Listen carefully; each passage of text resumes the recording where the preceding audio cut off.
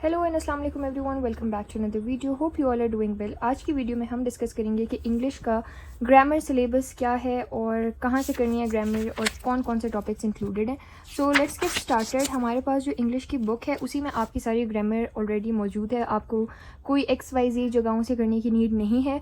और ग्रामर कौन कौन सी इंक्लूडेड है, क्या क्या चीज़ें इंक्लूडेड हैं, क्योंकि ग्रामर वोकैबुलरी एक बहुत वास्ट टॉपिक है और इसका कोई स्पेसिफाइड सिलेबस नहीं है।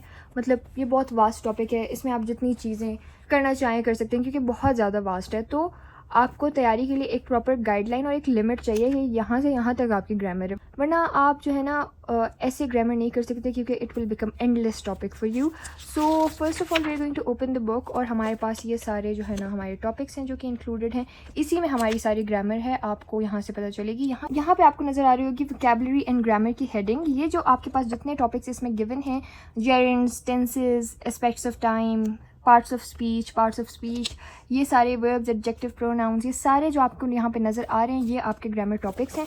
अब इनकी डिटेल्ड डिस्क्रिप्शंस, इनकी एक्सरसाइजेज और इनकी डेफिनेशंस कहाँ पे हैं वो भी मैं आप लोग को बता देती हूँ। So let's get started. तो बेसिकली जहाँ पे आपके पास ये आपके चैप्टर स्टार्ट हो रहे हैं, हर चैप्टर के एंड पे आपकी ग्रामर गिवन होती है, वही ग्रामर आपने करनी है एंड दैट इज़ इट। आपको वोकैबुलरी एंड ग्रामर की एक हेडिंग मिलेगी, उसमें जो ग्रामर है वो आपके लिए इंक्लूडेड है। यहाँ पे फॉर एग्जांपल टेंसेस हैं, ये सारी टेंसेस आपने करनी है, सारे ये जो टेबल्स गिवन हैं और ये जेरेंड्स, पार्टिसिपल्स, इन्फिनेटिव्स, ये सारे और इनकी जो एक्टिविटीज़ हैं वो आप कर लें एज अ प्रैक्टिस।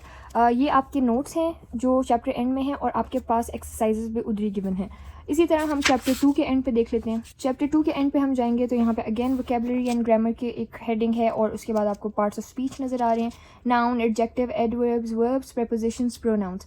इसमें आपने सारे प्रोनाउंस की टाइप्स भी करनी है, एडजेक्टिव की टाइप्स भी करनी है, प्रोनाउंस की टाइप्स भी करनी है। तो ये बेसिकली आपको आना चाहिए। इसी तरह आपके पास इसकी भी आपके पास एक गिवन है एक्टिविटी, वो आप कर लें। और फिर हमारे पास आ जाते हैं ईडियम्स आर इंक्लूडेड। यहाँ पे ईडियम्स हैं, प्रोवर्ब्स हैं, ये सारे आपके पास यहाँ पे गिवन हैं। इसके आप मीनिंग्स देख लें क्योंकि वो आपसे ये आपके MCQs में आ सकते हैं, इसके सारे मीनिंग्स एंड ये सारे ईडियम्स हैं, ये आपने करने हैं। प्रोवर्ब्स एंड ईडियम्स का difference. And then we have third chapter the income tax man. इसमें आप एंड पे जाएंगे तो यहाँ पे आपको ग्रामर एंड वोकैबुलरी में टाइप्स ऑफ नाउन गिवन है, ये भी इंक्लूडेड है हमारे पास। फिर हम आ जाते हैं फ्रेजल वर्ब्स आर इंक्लूडेड, आपके MCQs में आ सकते हैं। ये सारे आपने मीनिंग्स के साथ देखने हैं और देखना है कि कहाँ कहाँ यूज़ होते हैं और कैसे यूज़ होते हैं। हम कैमरा इस तरह कर लेते हैं। खैर लेट्स गेट स्टार्टेड अगैन। अच्छा जी, हम चैप्टर नंबर 4 पे थे।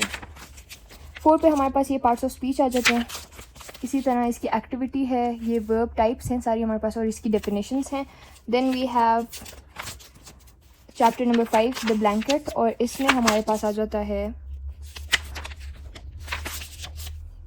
अगेन टाइप्स ऑफ एडजेक्टिव्स, उनकी डेफिनेशंस और ये हमारे पास कॉनोटेशन एंड डेनोटेशन आ जाते हैं। फिर इसकी एक्टिविटी है for practice. Then we have अच्छा प्रोवर्ब्स भी आपको ये सारे प्रोवर्ब्स आने चाहिए, इसके मीनिंग्स आपको आने चाहिए और ये किस तरह से यूज़ होते हैं सेंटेंस में ये भी आपको पता होना चाहिए। Then we have proofreading वाला जो है ये हमारे सेक्शन C का पार्ट है, एक क्वेश्चन इसमें से आता है मिस्टेक्स वाला, तो वो उसके लिए दिया हुआ है। और फिर we have chapter number I think 6, yes it's 6। अच्छा 6 में हम देख लेते हैं एंड पे क्या गिवन है। ग्रामर एंड वोकैबुलरी में हमें प्रोनाउंस की टाइप्स गिवन है एंड टेंसेस, प्रेजेंट टेंस की टाइप्स गिवन है। उसके बाद हमारे पास आ जाता है अच्छा यहाँ पे एरर्स और करेक्शंस जो हैं ये भी आप लोग देख लें क्योंकि सेक्शन C में एक पैराग्राफ आएगा जिसमें हमें करेक्शंस करनी है।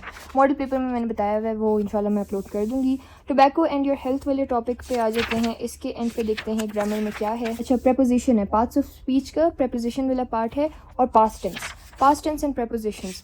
फिर हमारे पास है chapter 8 which is the C और इसके एंड पे हमारे पास आ जाता है इंटरजेक्शन की टाइप्स, कौन कौन से वर्ड्स किस सिचुएशंस में यूज़ होते हैं और ये टाइप्स हैं सारी इसकी, ये आपको आनी चाहिए। फिर हमारे पास यहाँ पे फ्यूचर टेंस दिया हुआ है, हर एक टॉपिक में एक एक टेंस गिवन है, पहले प्रेजेंट थी, फिर पास्ट गिवन है, अब फ्यूचर।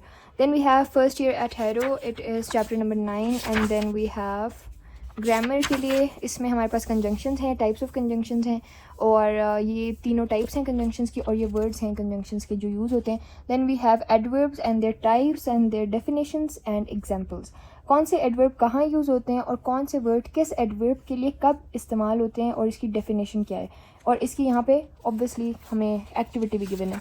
उसके बाद हमारे पास यहीं पे आपके पास फ्रेजल वर्ब्स के और भी गिवन हैं, जैसे पहले भी फ्रेजल वर्ब्स गिवन थे, ये सारे फ्रेजल वर्ब्स भी आपने करने हैं। इसमें आपको मीनिंग्स गिवन है और एग्जांपल्स गिवन है, मतलब एक आपको वर्ड्स गिवन है, फिर आपको गिवन है उसके meanings, and then you have the example sentence के यूज़ कैसे होते हैं और किस तरह ये यूज़ किए जाते हैं। उसके बाद we have this box, this green box, आपने इसको भी करना है। ये sentences, structures, noun pronoun agreement, ये सारे आपको जब तक नहीं आएंगे आप वो करेक्शन वाला पार्ट नहीं कर सकते हैं, तो ये आपको आने चाहिए सारे। उसके बाद वी हैव नंबर 10 एंड इसकी ग्रामर में हमारे पास है, ग्रामर एंड वोकैबुलरी में हमारे पास एस्पेक्ट्स ऑफ टाइम है। अच्छा, एस्पेक्ट्स ऑफ टाइम ये रहा हमारे पास सारा। तो ये फॉर एग्जांपल पास्ट प्रोग्रेसिव है। पास्ट प्रोग्रेसिव का मतलब होता है past continuous tense, so we were playing, she was studying. फिर प्रेजेंट परफेक्ट सिंपल है, I have broken, have you done, ये वाली सारी चीज़ें हैं। उसके बाद है present perfect progressive which is progressive basically means continuous. Okay, so उसके बाद we have been living here for 10 years। इस तरह के ये आपको टाइम एक्सपेक्ट सारे पता होने चाहिए क्योंकि इस तरह आते हैं पेपर में। Then we have book report, हमें नहीं लिखनी, this is formative I think. उसके बाद हमारे पास है चैप्टर 11 और इसमें हम देख लेते हैं ग्रामर में क्या गिवन है। अच्छा, ग्रामर में हमें गिवन है prepositions, compound prepositions, 2 word compound prepositions and 3 word compound prepositions, ये आपने करने हैं। फिर हमारे पास आ जाते हैं prepositional phrase। उसके बाद फिर हमारे पास यहाँ पे इसकी एक्टिविटी है जो कि आप प्रैक्टिस कर सकते हैं। Then we have chapter 12 the कावान वैली, और हमारे पास इसमें ग्रामर में देख लेते हैं क्या है इंक्लूडेड। यहाँ पे है use of appropriate words and phrases, enhancing vocabulary, ये सारा आप रीड कर लें, ये इसमें इतना ग्रामर का इम्पोर्टेंट नहीं है। अच्छा, फिर हमारे पास आ जाता है चैप्टर नंबर 13 आफ्टर 20 years। इसमें हम देख लेते हैं कि ग्रामर में क्या इंक्लूडेड है।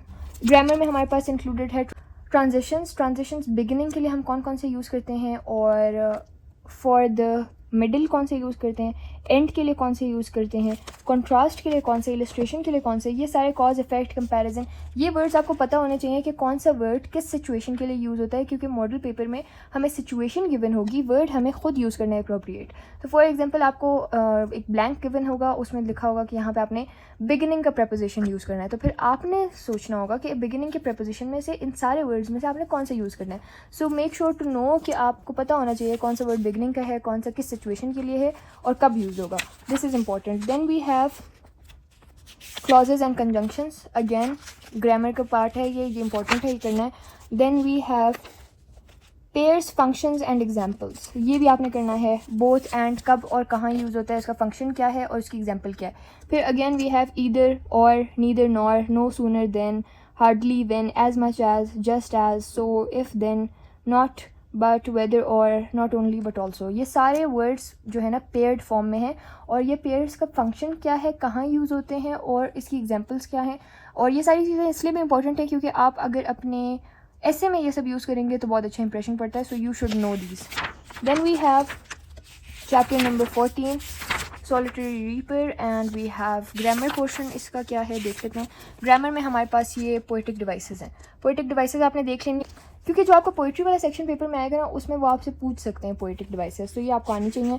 Then we have the pearl, अच्छा ये नॉवल है, ये हमारी नॉवल है, इसको आपने अच्छे से रीड करना है। I know this is very long, आप इसकी यूट्यूब पे समरी भी देख सकते हैं जस्ट बाय द वे, क्योंकि जब मैंने ये देखा था I had exam the next day and I didn't have enough time to read it, और इससे पहले मैंने क्लास भी नहीं ली थी इसकी वाली। तो व्हाट आई डिड वाज कि मैंने ये सर्च किया था यूट्यूब पे और इसकी एक कार्टून टाइप समरी अवेलेबल थी, लेकिन मैंने वो देख ली थी तो मुझे फिर वो समझ आ गया था कि इसका सारा कॉन्सेप्ट क्या है, राइजिंग एक्शन फॉलिंग एक्शन क्या है इसका, सो इट वाज ईजियर। अच्छा, इसमें कोई ग्रामर पार्ट नहीं है। सो यार this was all the grammar topics, और मैंने सारे टॉपिक्स आप लोग को बहुत डिटेल से बता दिए, and you can note them all, और you can just keep in mind कि आपके हर चैप्टर के एंड पे वोकैबुलरी एंड ग्रामर का एक पोर्शन है, एक हेडिंग है, उसके नीचे जितनी चीज़ें आपको दी हुई हैं उसमें जितनी चीज़ें आपको दी हुई हैं वो आपका ग्रामर का सिलेबस है, that's it. So this was it for today's video, I hope you all liked it, see you all in the next one, till next time, अल्लाह हाफिज़ एंड बाय बाय।